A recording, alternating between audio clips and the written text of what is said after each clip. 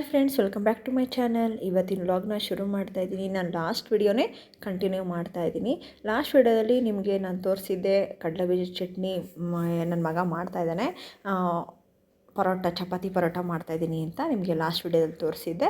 So ಅದನ್ನು ನಾನು continue ಮಾಡ್ತಾಯಿದ್ದೀನಿ. ನನ್ನ ಚಾನಲ್ನ ಇನ್ನೂ ಯಾರೆಲ್ಲ ಸಬ್ಸ್ಕ್ರೈಬ್ ಮಾಡ್ಕೊಂಡಿಲ್ಲ ಅಂದರೆ ಬೇಗ ಸಬ್ಸ್ಕ್ರೈಬ್ ಮಾಡ್ಕೊಳ್ಳಿ. ಹಾಗೆ ನನ್ನ ವಿಡಿಯೋನ ಪೂರ್ತಿಯಾಗಿ ನೋಡಿ ಅಂತ ಕೇಳ್ಕೊತೀನಿ. ಇಷ್ಟ ಆದರೆ ಒಂದು ಲೈಕ್ ಕೊಡಿ, ಕಮೆಂಟ್ ಮಾಡಿ, ಶೇರ್ ಮಾಡಿ. ಬನ್ನಿ ವ್ಲಾಗ್ನ ಶುರು ಮಾಡೋಣ. ಇವತ್ತು ನಾನು ಅಪ್ಲೋಡ್ ಮಾಡ್ತಿರೋ ವ್ಲಾಗ್ 3 ದಿವಸದ್ದು ವ್ಲಾಗ್. ಸ್ವಲ್ಪನೇ ವಿಡಿಯೋನ ನಾನು ನಿಮಗೆ ಅಪ್ಲೋಡ್ ಮಾಡಿದ್ದೀನಿ. ಫ್ರೆಂಡ್ಸ್, ನಾನು ಈ ವಿಡಿಯೋದಲ್ಲಿ ನಾನು ನಿಮಗೆ ಪರೋಟ ಚಪಾತಿನ ನಾನು ಹೇಗೆ ಮಾಡ್ತಾಯಿದ್ದೀನಿ ಅನ್ನೋದನ್ನು ನಿಮಗೊಂದು ವಿಡಿಯೋನ ಅಪ್ಲೋಡ್ ಮಾಡ್ತಾಯಿದ್ದೀನಿ. ನಿಮಗೂ ಇಷ್ಟ ಆದರೆ ಖಂಡಿತ ಮಾಡ್ಕೊತೀನಿ. ತುಂಬ ಚೆನ್ನಾಗಿದೆ. ಏಕೆಂದರೆ ನಾನು ಅಂದ್ಕೊಂಡೆ ನಿಮಗೆ ತೋರಿಸೋದು ಬೇಡ, ಹೇಗೆ ಮಾಡ್ತೀನಿ ಏನೋ, ಬಟ್ ಆದರೆ ವಿಡಿಯೋ ಸುಮ್ಮನೆ ತೋರಿಸ್ಬೇಕಲ್ವ, ಹಾಗಾಗಿ ಮಾಡೋಣ ಅಂದ್ಕೊಂಡೆ ವಿಡಿಯೋಗೋಸ್ಕರ. ಆದರೆ ತಿಂದಾದ್ಮೇಲೆ ಅನ್ನಿಸ್ತು ತುಂಬಾ ಚೆನ್ನಾಗಿತ್ತು. ಸೊ ನೀವು ಕೂಡ ಟ್ರೈ ಮಾಡ್ಬೋದು, ಒಂದ್ಸರಿ ಟ್ರೈ ಮಾಡಿ ನೋಡಿ. ಅದರಲ್ಲೂ ಈ ಪರೋಟ ಚಪಾತಿಗೆ ಕಾಂಬಿನೇಷನು ಚಟ್ನಿ, ಯಾವುದಾದ್ರೂ ಚಟ್ನಿ ಚೆನ್ನಾಗಿರುತ್ತೆ. ಆದರೆ ನನ್ನ ಮಗನಿಗೆ ಕಡಲೆಬೀಜ ಚಟ್ನಿ ಅಂದರೆ ತುಂಬಾ ಇಷ್ಟ. ಹಾಗಾಗಿ ನಾನು ಕಡಲೆಬೀಜ ಚಟ್ನಿನ ನಾನು ಮಾಡಿದೆ. ಅದಕ್ಕೂ ಕಾಂಬಿನೇಷನ್ ಚೆನ್ನಾಗಿತ್ತು. ನೀವು ಕೂಡ ಟ್ರೈ ಮಾಡ್ಬೋದು. ಹಾಗೆ ನಾನು ಈ ಚಪಾತಿ ಪರೋಟನ ನಾನು ಯಾವಾಗ ಮಾಡಿದ್ದು ಅಂದರೆ, ನಾನು ಯೂಟ್ಯೂಬ್ ಶುರು ಮಾಡೋಕ್ಕೂ ಮುಂಚೆ ನಾನು ಟ್ರೈ ಮಾಡಿದ್ದೆ. ಅದಾದಮೇಲೆ ನಾನು ಸುಮಾರು ಒಂದು 8 ತಿಂಗಳಿಂದ ನಾನು ಟ್ರೈ ಮಾಡಿರಲಿಲ್ಲ ನಾನು. ಹಂಗಾಗಿ ಇವತ್ತು, ಏಕೆಂದರೆ ದಿನ ಒಂದೇ ಥರ ತಿಂದು ಬೇಜಾರಾಗಿರುತ್ತಲ್ವ, ಹಾಗಾಗಿ ಸ್ವಲ್ಪ ಚೇಂಜ್ ಇರಲಿ ಅಂತ ಅಂದ್ಬಿಟ್ಟು ಮಾಡಿದೆ. ಲಾಸ್ಟ್ ವಿಡಿಯೋದಲ್ಲಿ ನಿಮ್ಗೆ ಹೇಳಿದ್ದೆ, ನಾನು ನಮ್ಮ ಮನೆಯವರು ಪ್ಲ್ಯಾನ್ ಮಾಡ್ಕೊಂಡಿದ್ವಿ ಇದನ್ನು ಮಾಡೋಣ ಅಂದರೆ, ನನ್ನ ಮಗ ಬೇಡ ಅಂತ ಹೇಳ್ತಿದ್ದಾನೆ.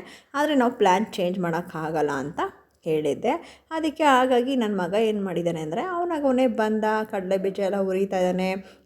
ನಾನು ಇನ್ನೂ ಹೇಳೇ ಇಲ್ಲ ಅವನಿಗೆ ಪೇಪರ್ ಹಾಸ್ದ, ಆಮೇಲೆ ಏನು ಚಪಾತಿ ಹರಿಯೋದಾಗಿರ್ಬೋದು, ಮೈದಾ ಹಿಟ್ಟು ಎಲ್ಲ ಏನೇನು ಬೇಕೋ ಚಪಾತಿ ಹರಿಯೋದಕ್ಕೆಲ್ಲ ರೆಡಿ ಮಾಡ್ತಾಯಿದ್ದ. ನಾನು ಅಂದ್ಕೊಂಡೆ, ಏನು ಇವ್ನು ಎಲ್ಲ ಹಿಂಗೆ ರೆಡಿ ಮಾಡ್ತಿದ್ದಾನಲ್ಲ, ಇವನಿಗೆಲ್ಲ ಹೊಟ್ಟೆ ಹಸ್ತಿದೆ, ಸೊ ಅದಕ್ಕೆ ರೆಡಿ ಮಾಡ್ತಾಯಿದ್ದಾನೆ ಅಂತ.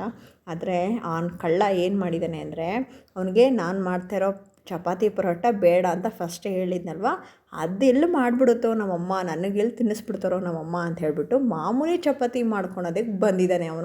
ಅವನಾಗವನೇ ಹರ್ಕೊಂಡು ಅವನಾಗವನೇ ಚಪಾತಿನ ಸುಟ್ಕೊಂಡು ತಿನ್ನೋದಕ್ಕೆ ಬಂದಿದ್ದಾನೆ. ಅರ್ಧ ಹಾಕ್ತಾನೆ ನೋಡಿ, ಹೆಂಚು ಮೇಲೆ ಹೆಂಗೆ ಹಾಕ್ತಾನೆ ಅಂತ ನಗುನೇ ಬಂದ್ಬಿಡ್ತು ನನಗಂತೂ. ನಾನು ಏನು ಸ್ಮ್ಯಾಶ್ ಮಾಡಿ ಇಟ್ಕೊಂಡಿದ್ನಲ್ವ, ಆಲೂಗೆಡ್ಡೆ ಸ್ಮ್ಯಾಶ್ ಮಾಡಿ ಇಟ್ಕೊಂಡಿದ್ದೆ, ಚೆನ್ನಾಗಿ ಬೇಯಿಸಿ ಅದನ್ನು. ಆಮೇಲೆ ಸಪ್ರೇಟಾಗಿ ನಿಮ್ಗೆ ಆಲ್ರೆಡಿ ತೋರಿಸಿದ್ದೀನಿ ಲಾಸ್ಟ್ ವಿಡಿಯೋದಲ್ಲಿ, ಈರುಳ್ಳಿ ಮತ್ತು ಪುದೀನ ಸೊಪ್ಪು, ಕೊತ್ತಂಬರಿ ಸೊಪ್ಪು ಹಾಕಿಲ್ಲ, ಕರ್ಬೇವಿನ ಸೊಪ್ಪು ಇಷ್ಟನ್ನು. ಆದರೆ ನಾವು ಯಾವಾಗ ಮಾಡ್ಕೋತೀವಲ್ವ ಚಪಾತಿ ಒಳಗಡೆ, ನಾವು ಯಾವಾಗ ಅದನ್ನು ಮಾಡ್ತೀವಲ್ಲ, ಒಳಗಡೆ ಹಾಕಿ ರೆಡಿ ಮಾಡ್ತೀವಲ್ಲ, ಆ ಟೈಮಲ್ಲಿ ನಾವು ಇದನ್ನು ಮಿಕ್ಸ್ ಮಾಡ್ಕೋಬೇಕು. ಮುಂಚೆನೇ ಮಿಕ್ಸ್ ಮಾಡಿಕೊಂಡ್ರೆ ನೀರಾಗ್ಬಿಡತ್ತೆ. ಸೊ ಇವಾಗ ನಾನು ಇದನ್ನು ಎಲ್ಲನೂ ಮಿಕ್ಸ್ ಮಾಡಿದೆ. ಈರುಳ್ಳಿ, ಖಾರದ ಪುಡಿ, ಧನಿಯಾ ಪುಡಿ, ಹೆಚ್ಚಿಟ್ಕೊಂಡಿರೋದು ಸೊಪ್ಪು, ಮೆಂತ್ಯ ಸೊಪ್ಪು, ಕರ್ಬೇವಿನ ಸೊಪ್ಪು ಮತ್ತು ಈರುಳ್ಳಿ ಸಣ್ಣದಾಗಿ ಹೆಚ್ಕೋಬೇಕು. ಇದಕ್ಕೆ ದಪ್ಪದಾಗಿ ಹೆಚ್ಕೊಂಡ್ರೆ ಚಪಾತಿ ಕಿತ್ತೋಗುತ್ತೆ. ಹಾಗೆ ಸ್ವಲ್ಪ ಉಪ್ಪು, ಜೀರಿಗೆ ಇಷ್ಟ ಆದರೆ ಜೀರಿಗೆ ಹಾಕ್ಕೋಬೋದು, ಸ್ವಲ್ಪ ಅರಿಶಿನ, ಸಾಂಬಾರು ಪುಡಿ, ಇಷ್ಟೆಲ್ಲ ನಾನು ಮಾಡಿಕೊಂಡು ನಿಮಗೆ ಚೆನ್ನಾಗಿ ಮಿಕ್ಸ್ ಎಲ್ಲ ಮಾಡಾದಮೇಲೆ ನಾವು ರೌಂಡಕ್ಕೆ ನಾನು ಅದನ್ನು ಉಂಡೆಯಾಗಿ ಮಾಡ್ಕೋತಾ ಇದ್ದೀನಿ. ಎಷ್ಟು ದಪ್ಪ ಬೇಕೋ ಅಷ್ಟು ದಪ್ಪ ಮಾಡ್ಕೋಬೋದು. ಜಾಸ್ತಿ ದಪ್ಪ ಆದರೆ ಚೆನ್ನಾಗಿರಲ್ಲ, ಏಕೆಂದರೆ ಚಪಾತಿ ದಪ್ಪ ಬಂದುಬಿಡುತ್ತೆ. ದಪ್ಪಾಗಿ ನಾವು ರೌಂಡ್ ಮಾಡಿಕೊಂಡ್ರೆ ಆಲೂಗೆಡ್ಡೆನ, ಚಪಾತಿನೂ ನಾವು ಇಟ್ಟು ದಪ್ಪ ತೊಗೋಬೇಕಾಗುತ್ತೆ. ಸೊ ಮೀಡಿಯಮಾಗಿ ನಾವು ಮಾಡ್ಕೋಬೇಕು. ಇದು ನಿಜ ಹೇಳ್ತೀನಿ, 1.5 ತಿನ್ನೋಷ್ಟೊತ್ತಿಗೆ ಹೊಟ್ಟೆ ತುಂಬೋಗುತ್ತೆ, 2 ಖಂಡಿತ ತಿನ್ನೋಕ್ಕಾಗಲ್ಲ.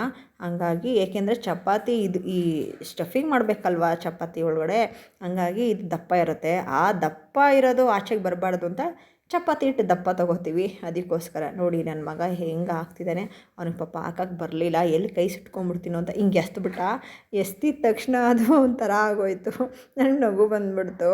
ಬಿಡೋ, ನಾನು ಮಾಡ್ಕೊಡ್ತೀನಿ ಅಂದರೆ, ಇಲ್ಲ, ನಾನು ಅವನಿಗೆ ಅದೇ ಹೇಳಿದ್ನಲ್ಲ ನಾನು ಆವಾಗಲೇ, ಅವ್ನಿಗೆ ಎಲ್ಲಿ ನಾನು ಪರೋಟ ತಿನ್ನಿಸ್ಬಿಡ್ತೀನಿ ಅಂತ ಅಂದ್ಬಿಟ್ಟು ಆ ಥರ ಮಾಡ್ದೆ. ನಾನು ಹೇಳಿದೆ, ನೋಡಪ್ಪ, ನಾನು ಮಾಡಿರೋದೇನಕ್ಕೆ, ನೀನು ತಿನ್ನು, ಒಳ್ಳೇದೇ ಅಲ್ವಾ, ನಾನು ಸೊಪ್ಪೆಲ್ಲ ಹಾಕಿದ್ದೀನಿ, ನೀನು ತಿನ್ನಲೇಬೇಕು, ನಾನು ಮಾಡಿರೋದು ವೇಸ್ಟ್ ಆಗೋದು ನನಗೆ ಇಷ್ಟ ಇಲ್ಲ, ನೀನು ಪಪ್ಪ ಎಲ್ಲ ತಿನ್ನಲಿ ಅಂತಲೇ ತಾನೇ ನಾನು ಮಾಡೋದು ಅಂತ ಅಂದಿದ್ದಕ್ಕೆ ಆಯಿತು ಅಂತ ಒಂದೇ ತಿಂದೆ ಅಷ್ಟೇ. ಆಮೇಲೆ ಅವನು ಡ್ರೈ ಚಪಾತಿ ತಿನ್ಕೊಂಡ, ಏಕೆಂದರೆ ಬಲವಂತ ಮಾಡೋಕ್ಕೂ ಆಗಲ್ಲ ಜಾಸ್ತಿ. ಹಾಗಾಗಿ ಅವ್ನಿಗೊಂದೇ ಒಂದು ತಿಂದ ಅವನು. ನಮ್ಮ ಮನೆಯವ್ರಿಗೂ ತುಂಬ ಇಷ್ಟ ಆಯಿತು. ನಮ್ಮ ಮನೆಯವ್ರು ತಿಂದ್ಬಿಟ್ಟು ಸಖತ್ತಾಗಿದೆ ಕಡೆ, ಇನ್ನೊಂದು ಸರಿ ಮಾಡು ಯಾವಾಗಾದರೂ ಅಂತ ಹೇಳ್ತಾಯಿದ್ರು, ಚೆನ್ನಾಗಿದೆ ತುಂಬ ಅಂತ. ಹಾಗೆ ರಾತ್ರಿ ಸುಮಾರು ಒಂದು 9 ಗಂಟೆ ಆಗಿತ್ತು. ನಮ್ಮ ಅಪ್ಪಾಜಿ ಅಮ್ಮಂಗೂ ಈಗ ನಾನು ಏನು ಮಾಡಿದ್ರು ಇಷ್ಟ ಆಗುತ್ತಲ್ವ, ಒಂದು ಸರಿ ಫೋನ್ ಮಾಡಿ ಕೇಳಿದೆ. ಆಲ್ರೆಡಿ ಅವ್ರದ್ದು ಊಟ ಆಗೋಗ್ಬಿಟ್ಟಿತ್ತು.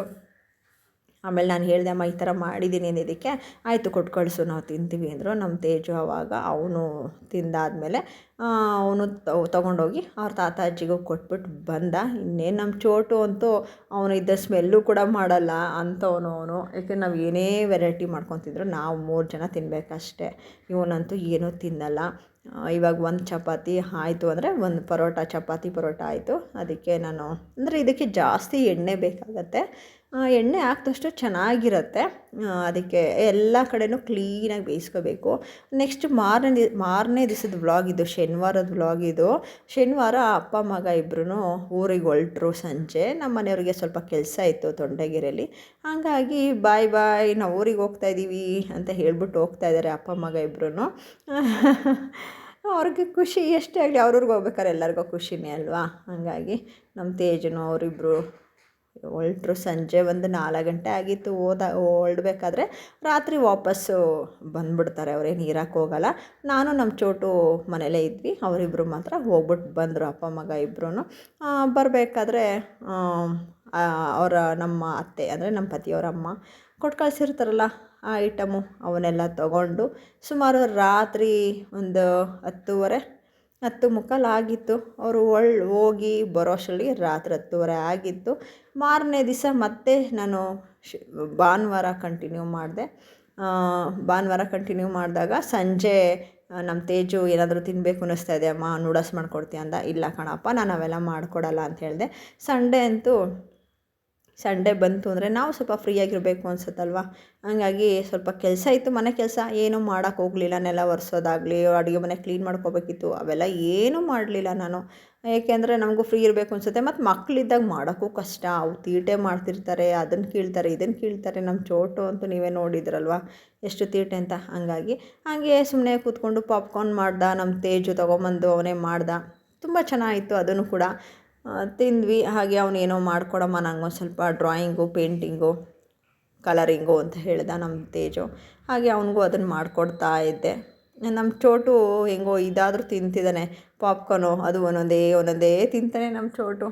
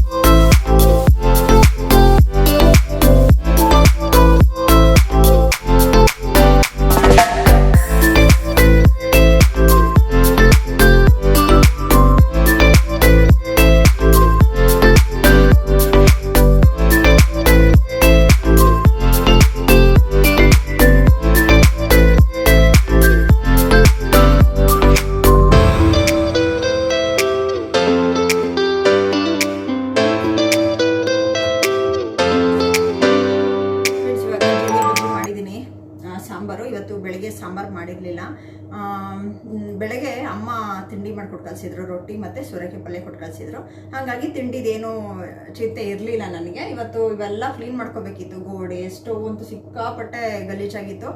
ಇವಾಗಿನ ಕ್ಲೀನ್ ಮಾಡಿದ್ದೀನಿ. ತಿರ್ಗಾ ಈಗ ಸಾರಿಂದು ಸ್ವಲ್ಪ ಸಾಂಬಾರು ಚೆಲ್ತು, ಇವಾಗ ಒರೆಸ್ಬೇಕು. ಇಷ್ಟೆಲ್ಲ ಕ್ಲೀನ್ ಮಾಡಿದ್ದಾಯಿತು. ಈಗ ಪತಿಯವರು ಊಟಕ್ಕೆ ಬರ್ತೀನಿ ಅಂದರು, ಅದಕ್ಕೆ ಅನ್ನ ಮಾಡಿಕೊಟ್ಟಿದ್ದೀನಿ ಮುಂಚೆನೆ.